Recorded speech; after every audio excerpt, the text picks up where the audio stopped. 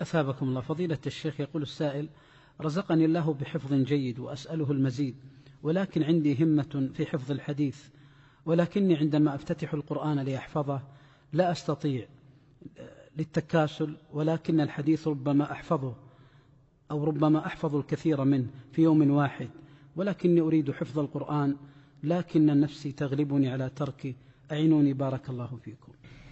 استعن بالله، وليس عندي من شيء، فلا حول ولا قوة إلا بالله. أخي في الله، وليعلم الجميع أن العلم أوله مر وآخره حلو، وأنك إذا أردت أي شيء في العلم لا بد من أن تضيق عليك نفسك التي بين جنبيك بأمور عديدة، إما في حفظك وذاكرتك وضبطك وإتقانك، وإما في تركيزك وفهمك، وإما في حضورك، وإما في طريقك للحضور، وإما فهذه هي المكاره التي حفت بها الجنة، فما بالك إذا كان في أطيب الجنة وأعظمها أجرا وهو ذكر الله والوحي. الوحي هو أعز شيء ينتهي بالعبد إلى الجنة، لأن النبي صلى الله عليه وسلم قال: من سلك طريقا يلتمس فيه علما سهل الله له به طريقا إلى الجنة. هذا الطريق السهل حينما تلعق الصبر وتذوق المر وتتألم وتجد الشدة والعناء. أخي في الله، إذا جئت تحفظ ووجدت الضيق والهم ووجدت الكرب ستجده المرة الأولى، ثم المرة الثانية، تجده الأسبوع الأول، ثم الأسبوع الثاني، تجده الشهر الأول، ثم الشهر الثاني، تجده ربما يستمر معك سنة، ثم يفتح الله عليك بلذة قد تبقى معك العمر كله. ومن أراد أن يجرب فليجرب. ما من طاعة إلا تجد دونها المنغصات والمؤذيات والمقلقات، لكن ما إن تصبر عليها وتكابد من أجلها إلا أورثك الله فيها من الفتح والخير ما لم يخطر لك على بال. وهذا سواء في طلب العلم أو في العبادة. تريد أن تصوم الاثنين والخميس تجد تكابد وتتعب، تريد أن تقوم الليل تكابد وتتعب، تريد أن تبر الوالدين تكابد، تريد أن تصل الرحم تكابد، تريد أن تأمر بالمعروف وتنهى عن المنكر، تجد السخرية، الاستهزاء، الخوف، القلق، كلها مكاره، لكن فيها من الرحمات وعلو الدرجات ما لم يخطر على بال المؤمنين والمؤمنات. فإذا ليست هذه المكاره بحائلة بين الصادق في محبة ربه المجد المجتهد في مرضاته، ما تحول بينه وبينه، بل تزيده قوة، يصبح مثل الذهب يحك فيزداد لمعانا.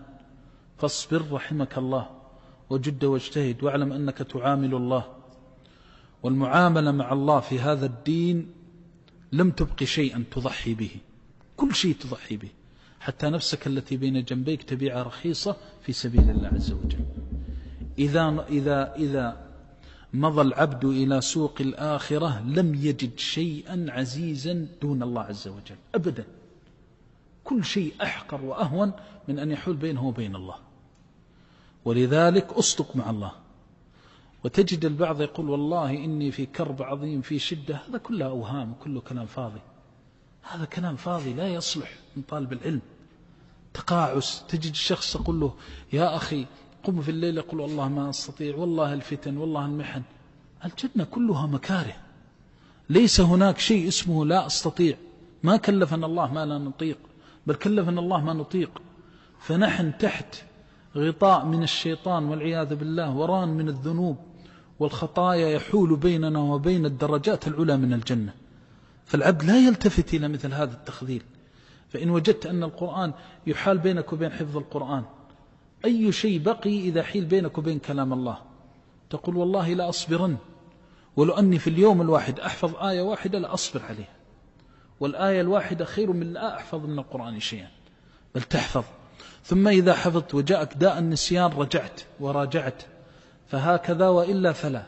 إما أن العبد يصدق مع الله ويعلم أنه يعامل ملك الملوك، وأنه يعامل من يسمع ويراه، فيري الله من نفسه الصدق والعزيمة الصادقة، ويصبر ويصابر ويكابد، وإلا فسيفوته الركب وسيندم حين لا ينفع الندم. أعطاك الله الصحة فاغتنمها قبل المرض، أعطاك الله العافية من الفتن والمحن، فاغتنمها قبل أن لا تجد وقتا تتفرغ فيه لأهم وآكد ما تريده من فرائض الله عز وجل وواجباته، فضلا عن المستحبات. أعطاك الله الفراغ فاغتنمه قبل أن تشغل، وأعطاك الله وأعطاك، فعطايا الله لا تنتهي، فجد واجتهد واصدق مع الله يصدق الله معك. نسأل الله أن يرزقنا العزيمة على الرشد، والله تعالى أعلم.